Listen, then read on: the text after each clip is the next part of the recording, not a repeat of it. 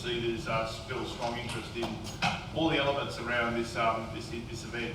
My name's Bob Hawes. It's my pleasure. I'm the CEO of Business Hunter. It's my pleasure to be emceeing this morning, and also helping to spread the message about the supercars event, and we'll get to a lot of that through the presentations this morning. Before we proceed, I would just like to acknowledge that this event this morning is being held on the lands of the Wawakal and Warramai people, and pay respects to elders past, present and emerging, and also a special welcome to any Aboriginal and Torres Strait Islander people that are joining us here this morning. Well, today we're going to hear from a number of people to talk about particular aspects of the event, which I think is particularly important given the changeover that's occurring this year. We're going to hear from Nigel Blunden, the Events Manager for Supercars Australia, also from Trish Hookman, the Project Manager for Major Events for the City of Newcastle, and Steve Waite, the CEO of Business Centre for Newcastle. I'd also like to acknowledge a lot of the people here from the Newcastle Tourism Industry Group, and thank you for your continued patronage of events and visitor economy around this region. It's an important industry that we need to build, and thanks for coming along today. So why is there interest in this event? Well, from Business Hunter's point of view, that we appreciate that having an awareness of what the event is about is important, but we also recognise that the benefits are uneven, that there are disbenefits that come with this event also. The benefits clearly are associated with the value that it brings to our local economy, the visitation, the destination awareness, and all those things that have been well recorded, as well as the broader economic impacts that are dispersed right across the region. But that's played against some impacts that we feel in dislocation and disruption, both in the community and in businesses, and an altered community and business patterns that we experience from the time that they start setting up the track to the time that it's completed and take away. So we believe our task is to narrow the gap, and it's hope that the communication and advice that you get here today with events like this will in some way help just do that. We have to be realistic and acknowledge that it is not possible to resolve or mitigate all the impacts that are perceived negatively, and we are keen to do all we can to maximise the benefits that are deemed positive. And I think that's important to remember, that it's important that we know that what's going on, the communication about the event, I think that's improving year on year. And as I said, the task for this session this morning is to do just that. So, it's my pleasure to welcome our first speaker today, Nigel Blunden. Nigel, as I said, is the Events Manager for Supercars Australia, and he's going to be discussing a number of different aspects and overview of the event, including the event entertainment lineup, the map, the event schedule, ticketing, community consultation, and also, importantly, the program of works. Please welcome Nigel.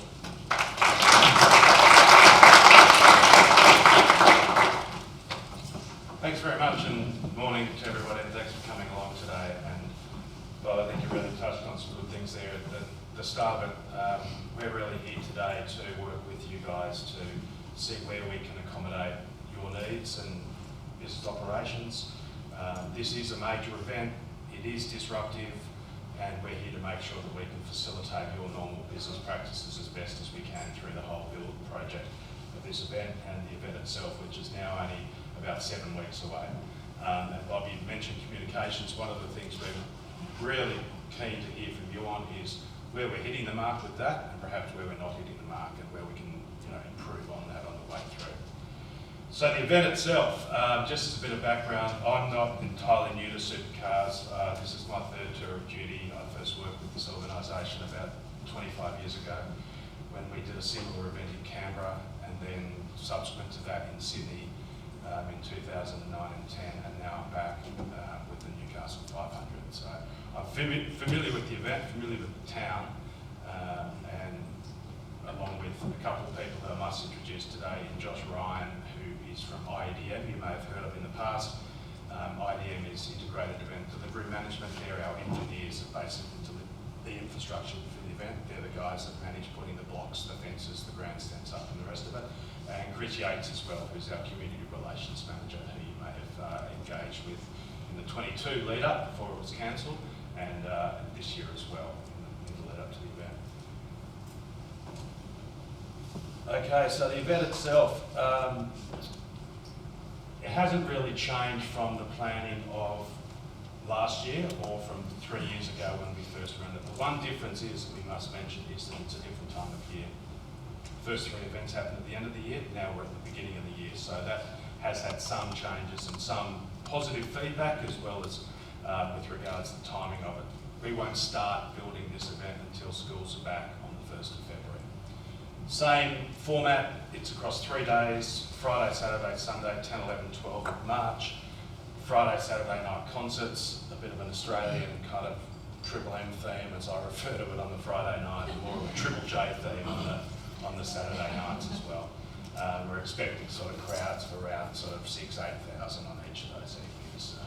They're both being held in Foreshore Park, and we'll get to that in a moment. The circuit itself hasn't changed. It's a 2.6k circuit around, starting on Wharf Road at Foreshore Park there, heading up Watt Street, down Shortland, around through where we are now, and Zara, and down through to Nobby's Beach and the Horseshoe Beach Car Park, back along there the main straight. You can see a couple of things here.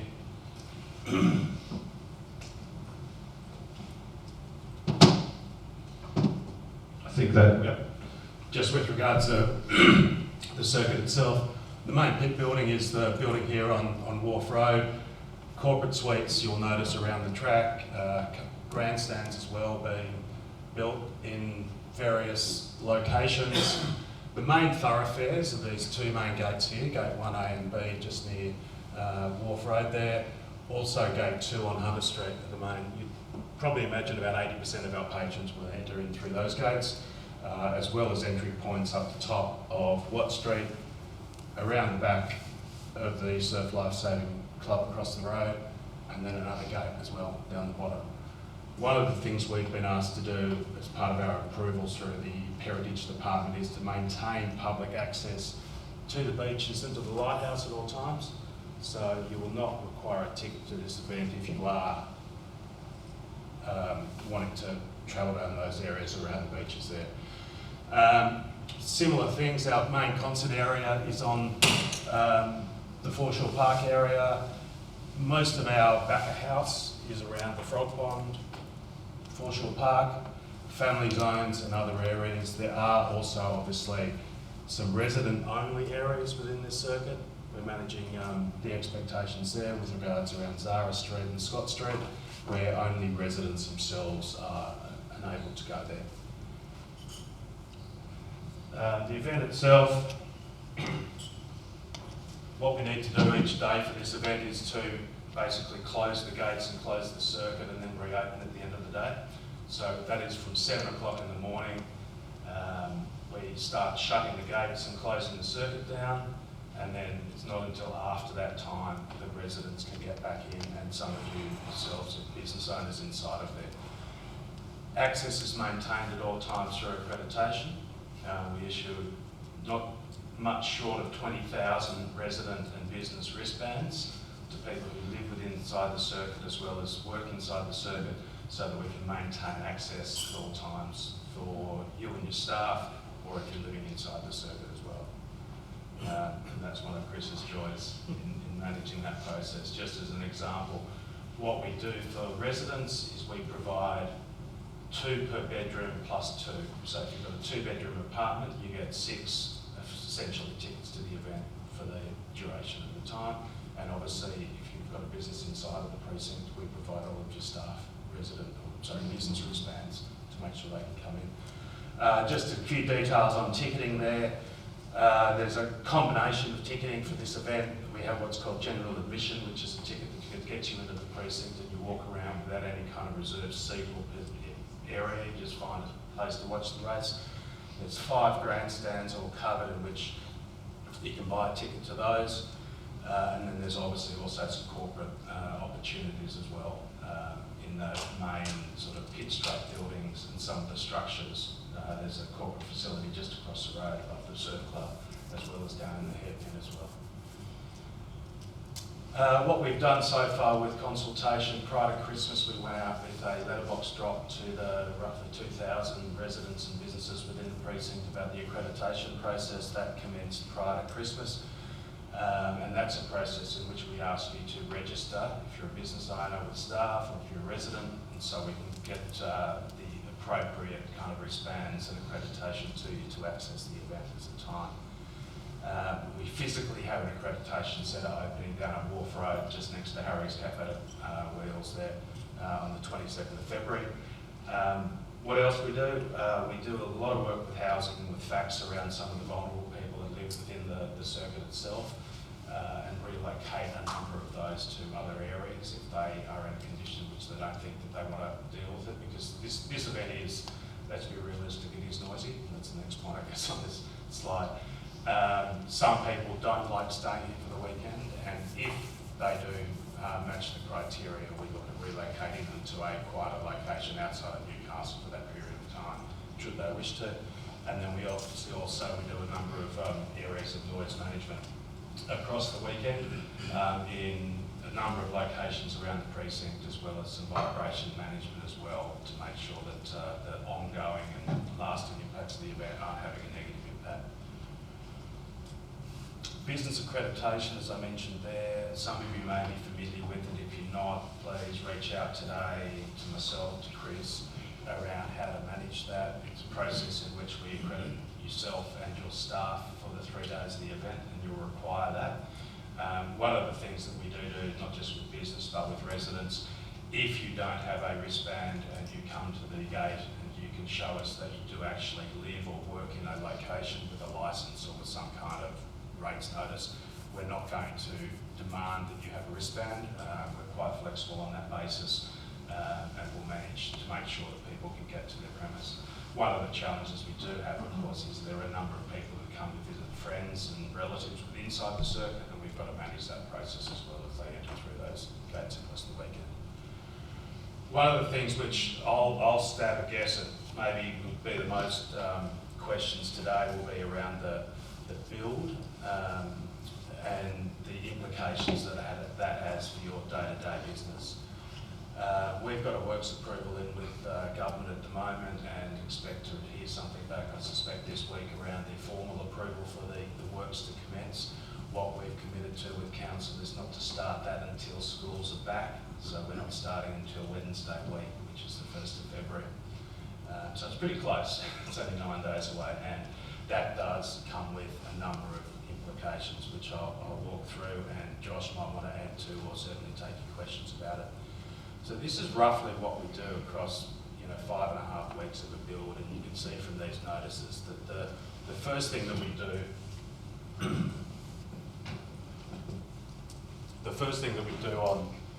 on the 1st of February is shut Wharf Road. So that's not a small change to traffic management around the precinct. So the roundabout, sort of the bottom of Watt Street, Wharf Road, through to the car park in Nobby's is closed. The northern car park remains open. Sorry, the southern car park remains open. The northern one is closed for us to start bumping in a quite significant pit building here, which is a 3-storey, 125-metre long building, as well as some other infrastructure in the hairpin out here. We then sort of move our way around the circuit, and not in a sequential manner, but trying to hit the least impact as possible. The second week of the build is Shortland, basically from the top of Watt down to where we are now. We then go to the smaller section just from Zara through to Scott. Then there's a section along Parnell, and then running down Nobby's Road. The last piece that we hit in from the 27th of February is Watt Street, from Wharf Road up to the police station at the top of the hill. And that's a sequence that we've worked with in the past and I think has worked fairly well, but it does have some significant implications for businesses inside the precinct. Doesn't mean that everything's shut down at once. What we do from the Sunday night, the 5th, the circuit goes one way, and that's when traffic management starts to become a major implication and quite significant. changes to the normal way of doing business. What happens on the Thursday, the 9th of March, is we start shutting down the race circuit itself for the Friday morning. That's when the remaining driveways. So what we do during this event is we maintain access to all those premises during the build, but in that last 24 hours on the 9th of March is when 4-ton concrete barriers have to be placed in front of driveways, which really do restrict some access to those facilities. As I mentioned in that previous slide, residents and businesses prior to 7 o'clock in the morning can leave the circuit and then return after the circuit. We have very large, sort of what we call Armco gates that are opened up at the beginning and the end of each day so that residents and businesses can keep coming and going. This is an example of what will be going out later today, which is the first build notice. Each week of the 6 weeks of the build, 7 days prior to the works commencing, we put out a notice to all residents and businesses sort of highlighting where we're starting to do work and the timing of it. And that's an example, for example, for the first one of where week 1 is shutting Wharf Road, setting up a contractor's compound around the Frog Pond and Foreshore Park, and the closures that we put in place across Wharf Road. Trish, that was what I had to present to. I don't know whether you want to continue with the presentations. More than happy to take Q&A now, or Bob. I think I'll just continue with the presentation. Yeah, I know the Q&A. Thanks, Nigel.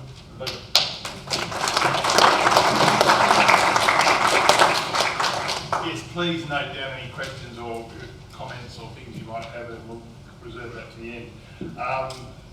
What I'd like to do now is introduce Trish Hiltman from the City of Newcastle. As I said, Trish is the project manager for the event, and she's going to discuss a number of aspects about the event from the City of Newcastle's perspective. There's quite a deal to go through, and looking forward to that presentation. So please welcome Trish.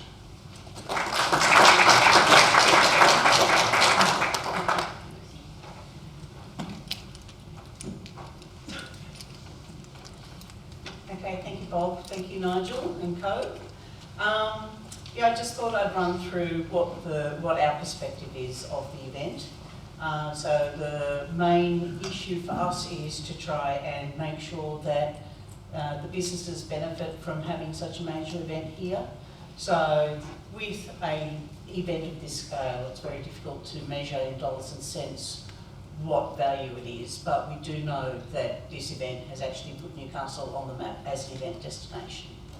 So the event creates economic dispersal across the whole city and across the region.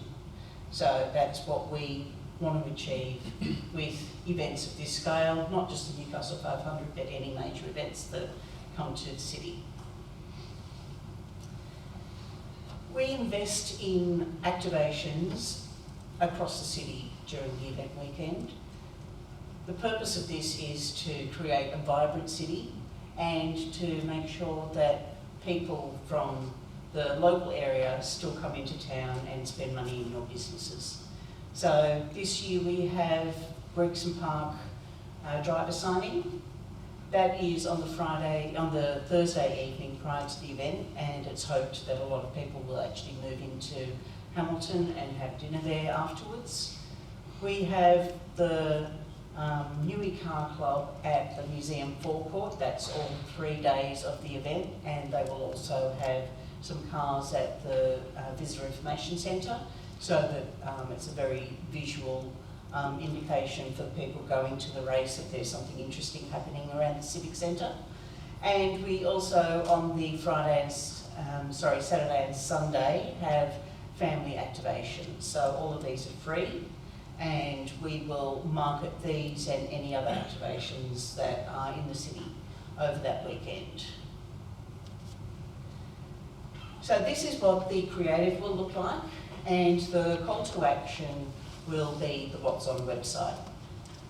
So if you want to get included in our marketing campaign, all you need to do is to add your event to the What's On page, and we'll pick up, based on the date of the activation, what is occurring that weekend, and we'll bring you under our marketing campaign. We will be having information in Touch, the City News, I think there's Newey with Kids, Newcastle Herald.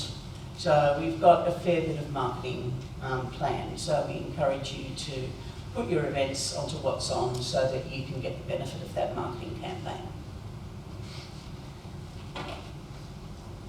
So get involved. We want you to spread the word of any activations that you have over that weekend. Use your social media to promote anything that you have happening. Look at your menu offerings. Think like the event crowd. They probably want a quick and easy takeaway option for breakfast rather than a sit-down option. Racing themed food, cupcakes that have, you know, a checkered flag on it, anything that might attract their attention. We also have, sorry, I can't read my own spreadsheet on my own PowerPoint. Leverage any brands that are involved in the race. So if, for instance, you have Red Bull in your shop, maybe talk to your supplier. They may want to do a promotion. And also be flexible. So in the past, we have had businesses that coordinate with other businesses that are closer to the event precinct. A good example is Rascal. They used the Restaurant Mason kitchen up top of town as their lunch venue, and they were selling their burgers out of there. Then in the evening, Restaurant Mason just turned back into their fine dining establishment. Also consider the hours of operation. Maybe consider amending them so that you get the benefit of the peak crowd movements, because between probably 7 and 9 in the morning, there's a lot of people going into the event precinct, and then again in the afternoon between 5 and 7, there's a lot of people coming out. So we've worked with supercars to be involved in an EDM that they've sent out to their supercars database, and it has a landing page on the Visit Newcastle website, and we've developed some race-specific itineraries that will speak to the crowds that the EDM has gone out to. We have a breakfast cuisine itinerary, a live music venues, and also bars, breweries and beer gardens. So we're sort of targeting what people might want to do before and after they go to the event. This is what the landing page looks like, so I encourage you to go and have a look at it. We'll report back on the number of hits that we got on that page, but if the Elton John itinerary page is anything to go by, they definitely exceeded our expectations, so we're hoping the same for this one. Okay, now I get to be the fun police. Outdoor trading. All outdoor trading will be honoured by supercars, so if you have existing outdoor trading permits, that's fine. You just have to stick within the boundaries that we've approved. If there's any other outdoor trading, or possibly, I was just talking to Corey earlier, he reached out to me in December because he wanted to put some shade structures up at the grain store. Now that's just to provide shade for people that are queuing to get into his business, but he reached out to me to try and get the approval so that we can get that sorted well before the event. So if anyone has any other issues like that, please reach out to us and we'll make that happen for you. Just in case you're not aware, the state government has increased the trading for the Sunday night, 12th of March, from 10 till 12. Now this only applies to hotels and licensed clubs, but if you do want to trade out for those extra hours, you can still put in an application. So I would just suggest that you do that sooner rather than later. Okay, and there are the contact details. So the events inbox in particular, the whole events team has access to that. So just send an email to us and the right person will pick that up and respond to you as soon as we can. So looking forward to the event. Thank you.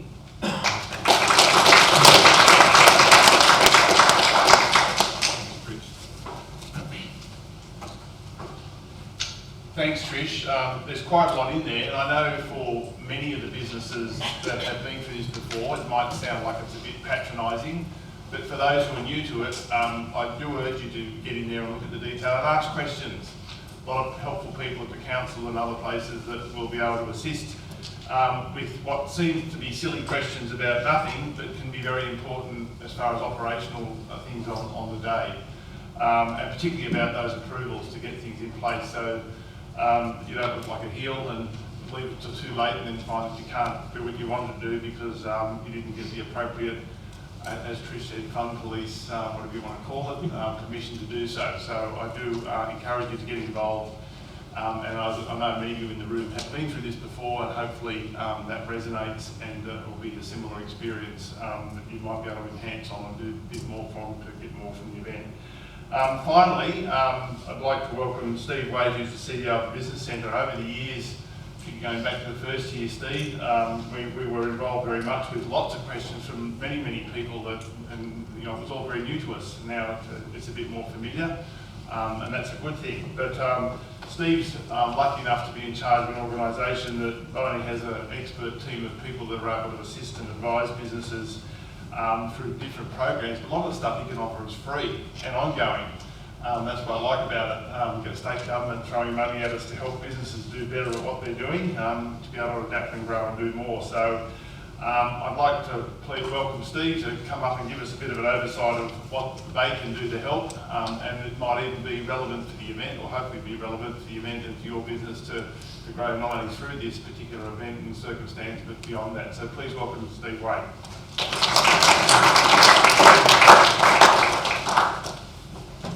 Good morning, everyone. Some familiar faces in the room, as Bob said, from a number of iterations of this event so far on the community. For those of you that are not aware, and there may be some also in the room, the Business Centre is an organisation that's existed for 37 years, and its sole purpose is to support people in small business. And the definition of small business for us is if you employ, if you're a self-employed micro business up to 20 employees. We've helped folk, as you can imagine, over this last 4 or 5 years with droughts, bushfires, floods, mice plagues. So we don't know and obviously disruption to the inner city through the light rail, and then the double whammy, as we recall that year, with supercars. So I just want to give you a sense of what we can do and how we can help no matter what stage you're at, including those people, as Bob said, sometimes these experiences upon our economy and upon small businesses are uneven, and that's sometimes the case of what happens with this event, but sometimes other events as well. So I want to impress upon you that our team are here to help through the ups and downs no matter what stage your small business is at. We've got a team of advisors. We've developed some very useful practical tools and resources that can help you not work on your own. Having owned a number of small businesses, one of the worst things I think we can do as a former small business owner is think that we're on our own, and we don't need to. And I wish I'd known about the services of the Business Centre when I had my first couple of businesses. So if you need some assistance with business, sitting down with one of our advisors before and on behalf of state and federal government, as Bob said, we have the delight to be able to get some of those resources to put good people in front of you so that we can help you with whatever you're trying to do to manage yourself through this next 7 or 8 weeks, particularly those in the inner city. The other thing I'd like to talk on is that disruption is also a time for opportunity, and we're also pleased to work with organisations such as Newcastle Tourism Industry Group and the Chamber for people that are looking to start businesses, and we call that our entrepreneurship program. And I just want to emphasise that the resources we've got for that, we're hoping over the next 5 years to create 600 new businesses through that program. It's a year's worth of support. People get trained properly to run a business and operate a business, and they get ongoing mentoring. So I'd just like to add to that as well. If you'd like to contact us, just Google the Business Centre.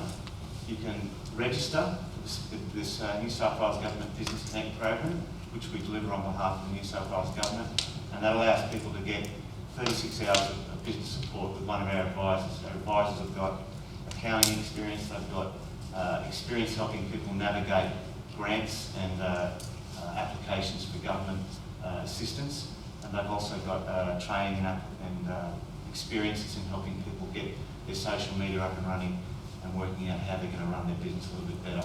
So the main point is contact us. As Bob said, it's fully subsidised support. The Business Centre folk are there to help. We've got a number of experienced advisors. Once you register for those programs, you've then got someone to walk with you along the way, no matter what the next few months we all have to face, including the ongoing impacts of COVID and the adjustments that we continue to make. So please contact us at any time. Happy to help you. Just by way of statistics, last year we helped 4,097 people with one-on-one support, business advisory support, and our customer likely to recommend us was 100%, and 99% of our customers gave us favourable feedback. So, folk, you can see there, do the right thing, and I know that there's some people in the room here that would be more than happy to talk to how our folk can help you. So good luck this year with your business. Good luck in the next 7 to 8 weeks with trading through supercars, and let's get through a great 2023.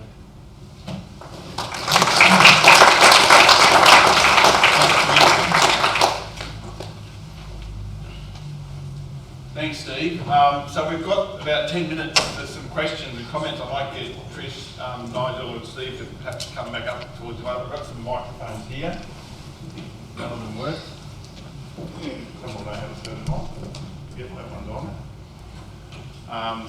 So, just put your hand up. Sam, would you mind doing a roving mic trick? If that one works. Nigel, maybe while people are thinking about it, that just it's a tight schedule for the month. Yep. If the weather isn't kind, what sort of contingencies are in place to sort of make sure things work out? Will that mean later nights, or you've got it all under control? It's Josh's problem, mate.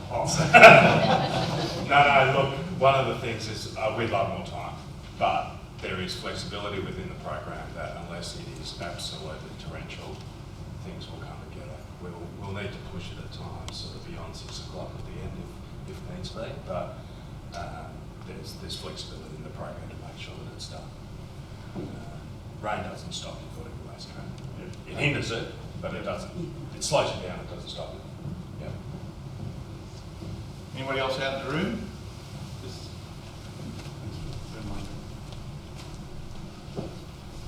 Hey, I've got 2 quick questions. You mentioned live music. Do you know what time that's scheduled for on both days? It'll start around 6, and our curfew is 11, but we're looking at finishing by 10. 10 o'clock, yeah. 10 o'clock is the finish. The other question. About half an hour after the racing finishes, we'll Okay. start the concerts. Awesome. And the other question was, you had a timetable of the packing and building up. Do you have like a schedule for when things are getting packed down? We're out by the 31st of March. We've got an approval to commence on the 1st of February and to be gone by the 31st of March. And it goes in a similar, I guess, Josh, reverse process. The schedule that was up there before, starting with Wharf Road, ending up at Watt, it starts at Watt and goes the other way, getting it out. And we'll be clear of Watt by the 17th of March. So, and part of the thing, there's some quite significant construction sites on Watt Street at the moment, 15 Watt and others that we're working through with them on their project, on their plans as well, so that we can accommodate their building as much as we can during their building process. Another one over here, Sam.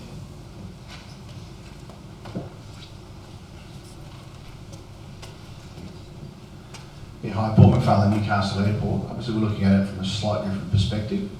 I noticed ground transport in and around Newcastle. There's quite a few options with mass transport. What about from the airport, considering we're expecting several thousands of people in quite a short space of time? Trish, I don't know if there's anybody from transport here that's put anything specific around the airport. Paul, firstly, thank you, because I know our guys are dealing with you on some marketing opportunities with a couple of show cars and stuff. But, can I take that on notice? and get back to you around what Transport's got planned for there. We've done a lot of work around the CBD of Newcastle, but whether there's specific shuttles and so forth or a boost to existing transport, I'll just have to get back to you on that one. No, and while we're taking things to notice this week, definitely will. Many people in the room will know we've got quite an aggressive construction campaign going on with our new terminal build. Yep. Whilst we are in the infant stages of that, come the event, we do have limited apron space. So this is quite a specific question. Being the first of the Gen 3 races in the first round of the year, are we anticipating the high flyers such as Penske, Walkinshaw and that using their own aircraft? And if that's the case, we need to know as soon as possible, otherwise they may miss out. Trucks are all bringing the trucks. I'm talking about the VIPs. Yeah, the VIPs. I'll need to check on that. Yeah, it's so- fairly precious. Yeah. So, yeah. Yeah. So we I want don't want to their landing slot taken away from them. No, we want to accommodate more, but we recognise we're operating in a smaller footprint than we were last time. So we want to just get notified early so we can guarantee the space. Okay. How much reduced is it? It depends on the aircraft size, to be honest. Okay. But yeah, I'm not too familiar with private jets. we'll find a space. It's just how much.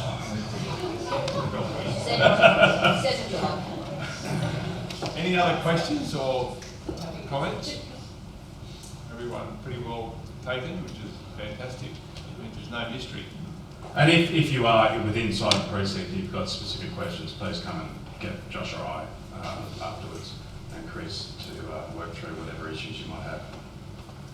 Okay, well, as I reiterate that, refer you to the website and all particularly getting on any initiatives or innovations that you have in your own business to go onto the website that Trish mentioned and get the message out there. It's only as good as what we can make it, and hopefully as many of you in the room can make as much of it as you possibly can. So thanks again for coming along this morning. Thanks again to our presenters. All the best over the next month, and pray for the right sort of weather, no matter what day or what time it's operating. And thank you again, and fingers crossed for success for everybody who is involved. Thank you, ladies and gentlemen.